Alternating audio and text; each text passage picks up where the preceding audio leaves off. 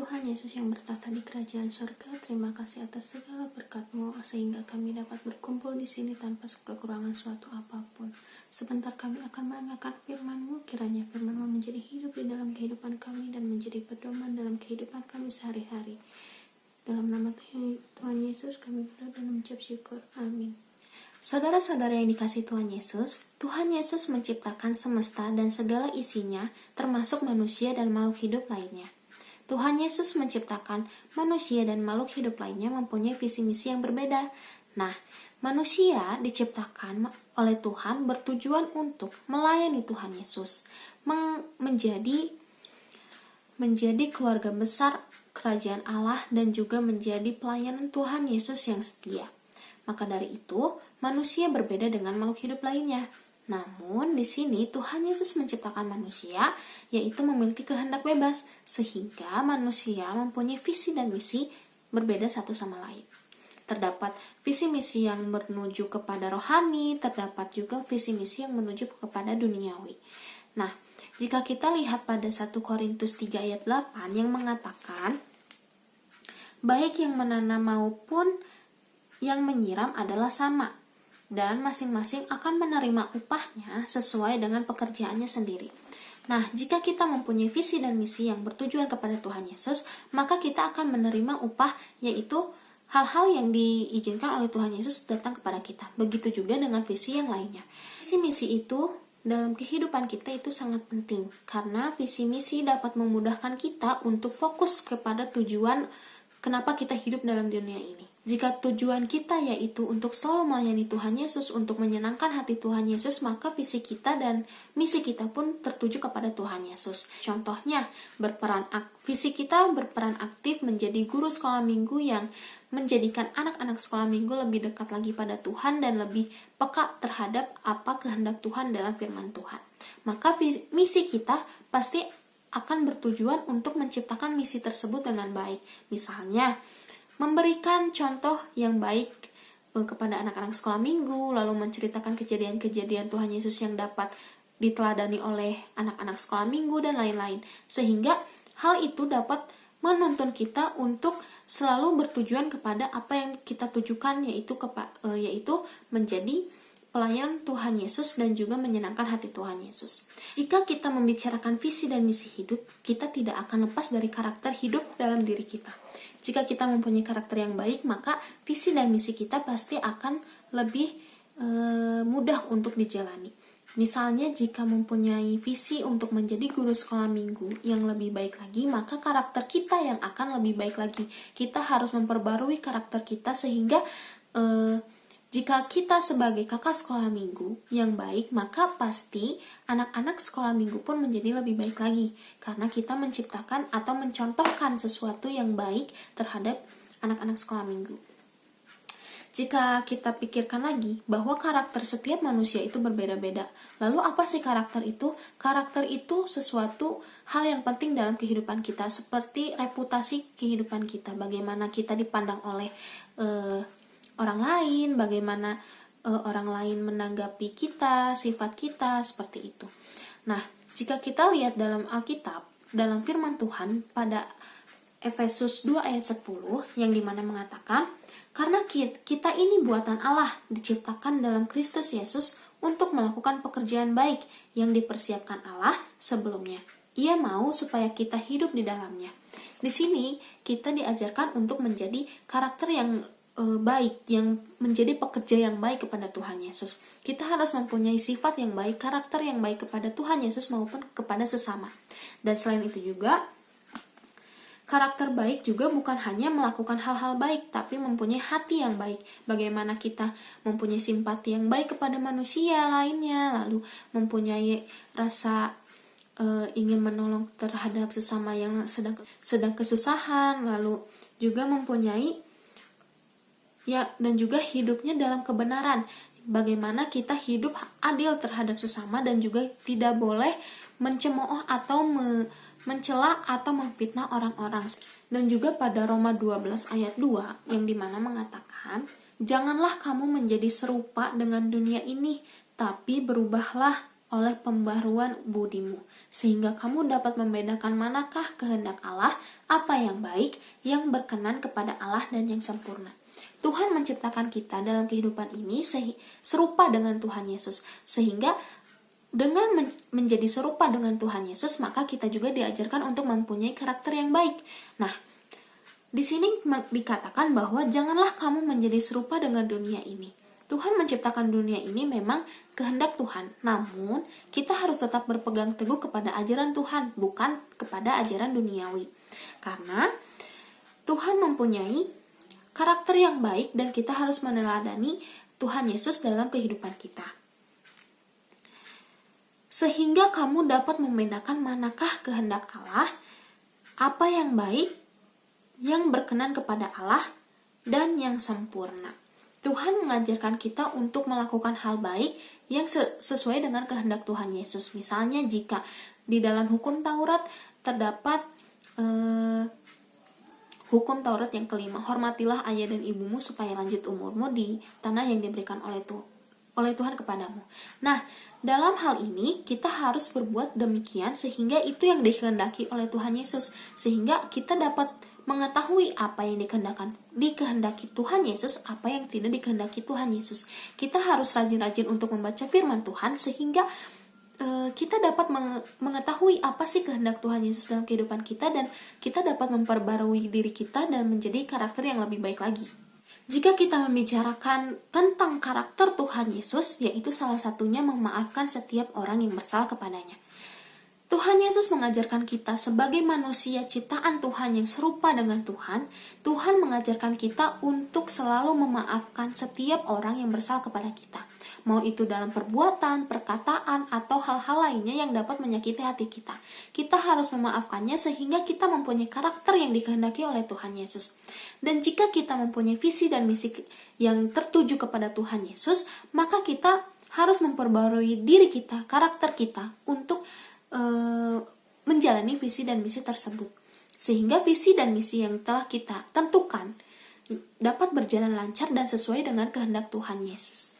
Jika kita membicarakan tentang karakter, maka kita tidak akan lepas dari kata buah-buah roh yang dimana di dalamnya yaitu terdapat perilaku dan karakter yang dapat dipercaya dan dikehendaki oleh Tuhan Yesus. Jika kita lihat dalam Galatia 22-23, yaitu, tetapi buah roh ialah kasih, sukacita, damai sejahtera, kesabaran, kemurahan, kebaikan, kesetiaan, kelemah lembutan, penguasaan diri. Tidak ada hukum yang menentang hal-hal itu. Jika kita lihat, terdapat buah-buah roh yang dimana kita harus menaati atau menjadikan diri kita sesuai dengan apa yang telah dikehendaki oleh Tuhan Yesus di dalam firman-Nya, yaitu bagaimana kita harus kasih, harus sukacita, damai sejahtera, kesabaran, harus murah hati, kebaikan harus baik, harus setia sama Tuhan Yesus dan sesama, lalu harus lemah lembut, dan juga penguasaan diri. Bagaimana kita menguasai diri kita untuk tidak terlalu berfokus kepada duniawi, tapi kita dapat menguasai diri kita untuk selalu tertuju kepada Tuhan Yesus. Buah-buah roh tidak akan jauh dengan Roh Kudus. Bagaimana jika kita sudah percaya kepada Tuhan Yesus, jika kita sudah menyerahkan kepada Tuhan Yesus, dan jika kita sudah berserah penuh kepada Tuhan Yesus, maka Roh Kudus pun akan ada di dalam diri kita, akan hidup di dalam diri kita, dan kita akan dapat mudah untuk menjalani buah-buah roh tersebut. Jika kita lihat pada buah-buah roh yang ke-1, yaitu kasih, bagaimana kita harus mempunyai sifat yang seperti itu yang dikehendaki oleh Tuhan, yaitu kasih kepada sesama, kasih kepada Tuhan Yesus, yang dimana dikatakan pada Matius 22 ayat 36-39, yang dimana mengatakan, Guru, hukum manakah yang terutama dalam hukum Taurat? Jawab Yesus kepadanya, Kasihilah Tuhan Allahmu dengan segenap hatimu, dan dengan segenap jiwamu, dan dengan segenap akal budimu. Itulah hukum yang terutama dan yang pertama. Dan hukum yang kedua yang sama dengan itu ialah, kasihilah sesamamu manusia seperti dirimu sendiri. Tuhan mengajarkan kita untuk mempunyai sifat yang kasih, mempunyai karakter yang kasih, bukan hanya kepada Tuhan Yesus, tapi terhadap sesama juga. Bagaimana kita harus mengasihi sesama seperti mengasihi Tuhan Yesus, bagaimana kita harus mengampuni sesama seperti Tuhan Yesus mengampuni diri kita yang telah berdosa kepada Tuhan Yesus. Tuhan Yesus menghendaki buah-buah roh ini untuk kita ikuti, untuk kita teladani dalam diri kita. Bagaimana kita harus mempunyai karakter yang kasih kepada Tuhan Yesus dan juga terhadap sesama. Lalu yang kedua ada sukacita. Bagaimana kita harus bersukacita atas pengharapan, yang dimana mengatakan pada Roma 12 ayat 12, bersukacitalah dalam pengharapan, bersabarlah dalam kesesakan, dan bertekunlah dalam doa. Bagaimana Tuhan mengajarkan kita untuk selalu bersukacita dalam pengharapan, dan selalu bertekun dalam doa, dan selalu bersabar dalam kesesakan. Nah, jika kita lihat pada Yohanes 14 ayat 27, damai sejahtera kutinggalkan bagimu, damai sejahteraku kuberikan kepadamu, dan apa yang kuberikan tidak seperti yang diberikan oleh dunia kepadamu. Janganlah gelisah dan gentar hatimu. Tuhan memberikan sukacita kepada kita. Tuhan adalah sukacita dalam kehidupan kita. Jika kita selalu berserah penuh kepada Tuhan Yesus, selalu percaya kepada Tuhan Yesus, dan selalu berpegang teguh pada Tuhan Yesus, maka sukacita itu akan datang ke dalam kehidupan kita. Karena Tuhan sudah menjanjikan kepada kita, yaitu damai sejahtera telah kuberikan kepadamu. Bagaimana sukacita yang dari Tuhan pasti berbeda dengan sukacita yang dari duniawi. Dari dunia, bagaimana dari dunia ini sukacita hanya sementara. Namun jika sukacita datang dari Tuhan Yesus, itu akan selalu kekal dalam kehidupan kita. Kita akan selalu bersukacita dan kita akan selalu bersyukur kepada Tuhan Yesus bahwa Tuhan Yesus memberikan sukacita kepada kita. Seperti itu. Lalu yang ketiga, kesabaran. Setiap manusia mempunyai takar kesabaran yang berbeda, pasti. Itu hal yang pasti. Bagaimana kita mempunyai takar yang sabar yang berbeda, bagaimana manusia tidak bisa mengontrol kesabarannya dan menjadi emosional, bagaimana manusia yang satunya dapat mengontrol dan dapat mempunyai hati yang sabar. Nah, jika kita lihat lagi tadi dalam Roma 12 ayat 12, bersukacitalah dalam pengharapan, bersabarlah dalam kesesakan, dan bertekunlah dalam doa. Tuhan mengajarkan kita untuk selalu bersabar dalam kesesakan. Bagaimana kita harus mengontrol emosi kita, bagaimana kita harus bersabar dalam menghadapi dunia ini, bagaimana pencobaan-pencobaan Tuhan Yesus yang telah diberikan kepada kita, itu tidak semata-mata untuk menjatuhkan kita, tapi Tuhan ingin mengetahui bagaimana takar kesabaran kita ini seperti apa. Nah, seperti yang dikatakan pada Kolose 3 ayat 13, yaitu sabarlah kamu seorang terhadap yang lain. Apabila yang seorang menaruh dendam terhadap yang lain, sama seperti Tuhan telah mengampuni kamu perbuat jugalah demikian. Bagaimana kita sulit sekali untuk sabar dan selalu sulit untuk memaafkan orang-orang yang jahat kepada kita. Tapi di sini Tuhan mengajarkan kita untuk selalu bersabar. Bagaimana kita harus bersabar menghadapi orang yang dendam terhadap kita, bagaimana kita harus mengampuni orang yang dendam terhadap kita, seperti Tuhan telah mengampuni kita yang berdosa ini di kayu salib. Tuhan mengajarkan kita untuk selalu bersabar karena itulah yang karakter yang dikehendaki oleh Tuhan Yesus. Tuhan Yesus ingin kita melakukan hal yang sama, yaitu bersabar dan juga mengampuni setiap manusia yang telah berbuat salah kepada kita. Lalu yang keempat ada kemurahan. Bagaimana kita harus murah hati, bagaimana kita harus menjadi manusia yang diciptakan oleh Tuhan yang itu murah hati. Jika kita percaya kepada Tuhan Yesus, jika kita sudah mengakui bahwa Tuhan Yesus adalah Tuhan kita dan kita sudah menerimanya dalam hati kita, maka murah hati akan ada dalam hidup, dalam karakter kita. Seperti itu. Lalu yang selanjutnya ada kebaikan. Bagaimana kita harus berbuat baik kepada sesama, seperti Tuhan Yesus melakukan hal baik terhadap manusia, meskipun manusia itu selalu berbuat jahat kepada Tuhan, bagaimana tuh selalu menyakiti hati Tuhan, tapi Tuhan selalu memberikan yang terbaik untuk manusia. Lalu selanjutnya ada kesetiaan, seperti Tuhan Yesus selalu setia kepada anak-anaknya. Bagaimana anak-anak Tuhan Yesus memilih jalan yang berbeda dari apa yang telah diajarkan oleh Tuhan Yesus. Tapi Tuhan Yesus selalu setia untuk menunggu anak-anaknya datang kepadanya. Bagaimana? Maka dari itu, Tuhan Yesus mengajarkan kita untuk memiliki karakter yang setia seperti Tuhan Yesus. Karena Tuhan Yesus menciptakan manusia segambar dan serupa dengan Tuhan Yesus. Sehingga secara tidak langsung karakter dari Tuhan Yesus harus dimiliki oleh diri manusia. Seperti itu. Lalu selanjutnya ada kelemah lembutan, kita tidak boleh marah-marah, kita harus lemah lembut, kita harus menahan emosi kita, bagaimana kita mengontrol emosi kita untuk menanggapi orang lain, bagaimana kita harus lemah lembut, kita tidak boleh marah-marah. Tuhan mengajarkan hal itu karena Tuhan memiliki karakter tersebut. Lalu selanjutnya ada penguasaan diri. Bagaimana Tuhan ini mengajarkan kita untuk dapat menguasai diri kita sendiri. Bagaimana kita dapat menjaga kita untuk tidak melenceng dalam jalan yang lain yang tidak ditentukan oleh Tuhan Yesus. Bagaimana kita sabar, kita dapat menguasai diri kita, kita dapat harus sabar, kita harus dapat menguasai diri kita lebih erat lagi. Bagaimana kita harus berpegang teguh terus kepada Tuhan Yesus. Jika kita dapat menguasai diri kita sendiri, kita dapat sabar terhadap kesesakan, terhadap hal-hal yang lainnya, maka kita dapat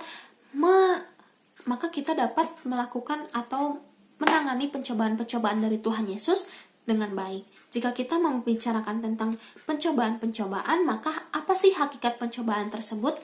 Nah, dalam 1 Korintus 10 ayat 13 dikatakan bahwa pencobaan-pencobaan yang kamu alami ialah pencobaan-pencobaan biasa yang tidak melebihi kekuatan manusia. Sebab Allah setia, dan karena itu Ia tidak akan membiarkan kamu dicobai melampaui kekuatanmu. Pada waktu kamu dicobai, Ia akan memberikan kepadamu jalan keluar sehingga kamu dapat menanggungnya. Karena seringkali manusia ini lupa akan Tuhan jika Tuhan sudah memberikan pencobaan. Bagaimana jika Tuhan sudah memberikan pencobaan kepada manusia, seringkali manusia mengeluh, "Wih, kok pencobaannya kayak gini sih? Kok sulit banget ya? Kok hidup dia baik-baik aja? Kok hidup aku nggak baik-baik aja?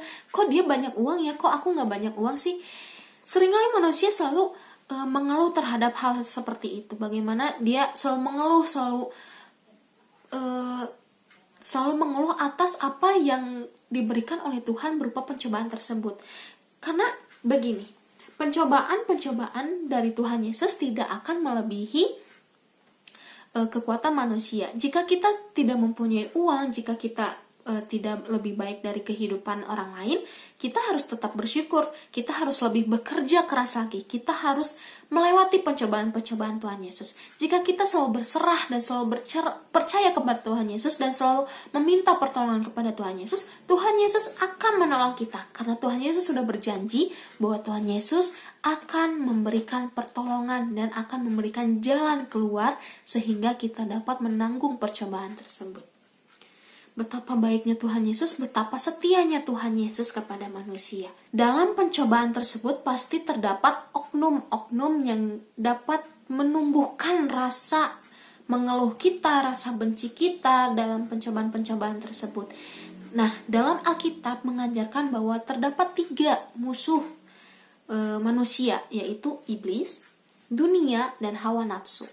Iblis ini memang salah satu musuh terberat atau musuh nomor 1 dalam kehidupan manusia. Iblis ini dapat menyerupai apapun.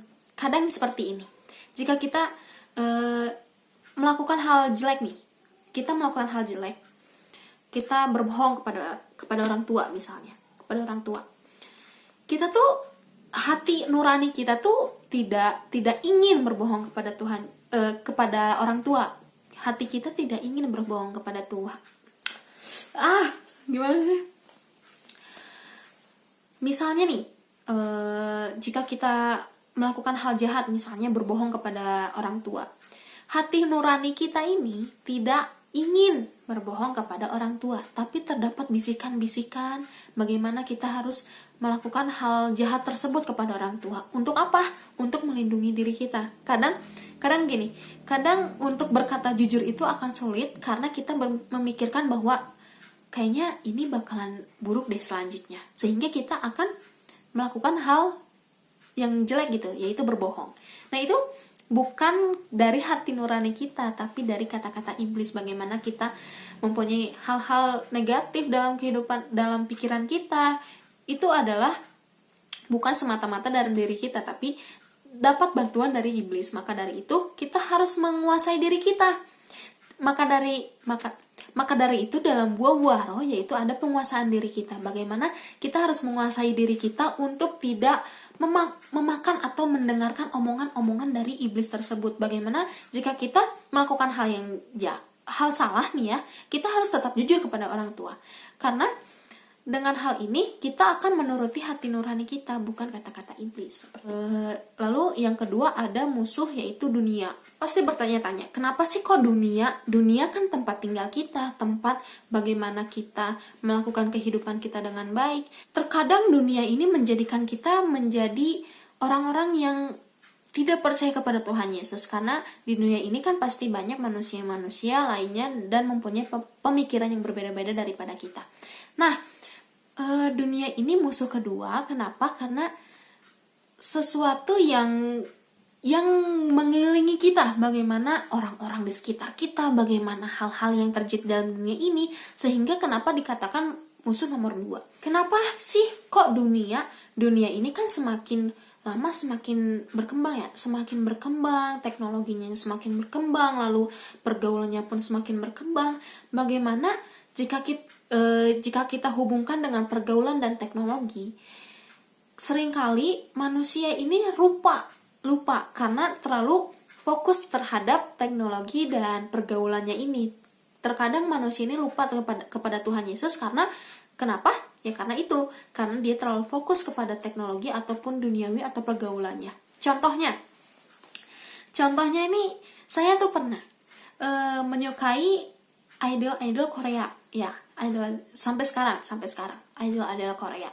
Nah, jika kita menyukai sesuatu, kita pasti akan mempunyai rasa penuh terhadapnya kan? Benar kan? Kita mempunyai rasa penuh, rasa cinta yang penuh kepadanya. Sehingga kita lupa bahwa Tuhan Yesus adalah prioritas utama dalam kehidupan kita.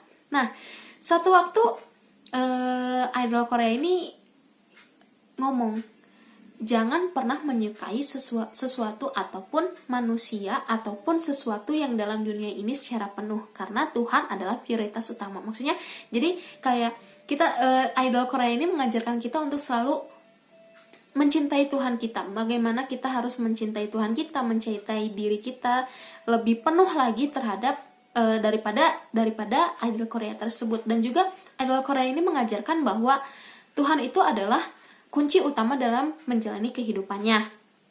Sehingga dari situ saya mulai berpikir, oh iya, kenapa dulu aku pernah secinta itu, pernah sepenuh itu sampai aku lupa sama Tuhan. Sehingga dalam hal ini benar-benar ngerasa bahwa dunia ini adalah musuh aku gitu.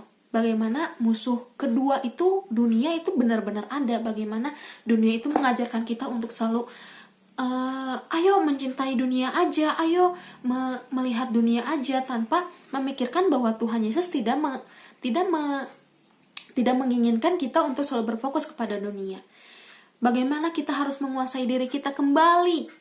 Maka dari itu penting sekali untuk melakukan penguasaan diri. Kita harus menguasai diri kita sendiri. Bagaimana kita harus selalu berpegang teguh kepada Tuhan Yesus. Jika kita membicarakan tentang hal duniawi, pasti banyak pertanyaan bahwa apakah ini kehendak Tuhan Yesus ya? Apakah ini sesuatu yang dikehendaki oleh Tuhan Yesus ya?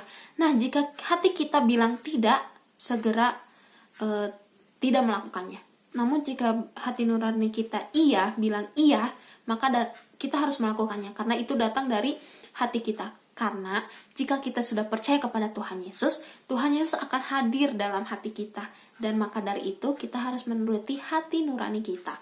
Namun jika kita ragu untuk melakukan hal tersebut, apakah ini kehendak Tuhan Yesus, apakah tidak, kita harus meminta nasihat terhadap yang lebih dewasa misalnya, atau yang mempunyai pengalaman. Bahkan jika kita membaca firman Tuhan, kita akan mendapatkan jawabannya. Lalu yang ketiga itu ada musuh, yang bernama hawa nafsu. Nah, hawa nafsu ini terdapat dalam diri manusia. Berbeda dengan iblis, iblis itu terdapat dalam pikiran kita, terdapat dalam sekitar kita, ataupun terdapat dalam hal-hal lainnya yang berbentuk hal lainnya. Nah, dunia juga terdapat dalam sekitar kita nih, bagaimana orang-orangnya, bagaimana pergaulannya di dalam sekitar kita.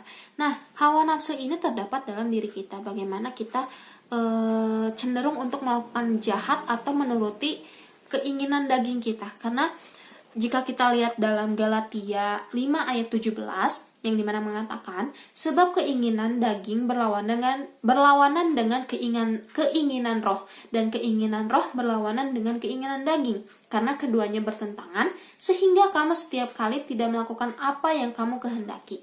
Nah, seperti yang tadi, kadang dunia ini mempunyai beberapa pertanyaan, apakah ini kehendak Tuhan Yesus ya? Apakah ini bukan ya? Itu datang juga dari hawa nafsu atau kedagingan kita.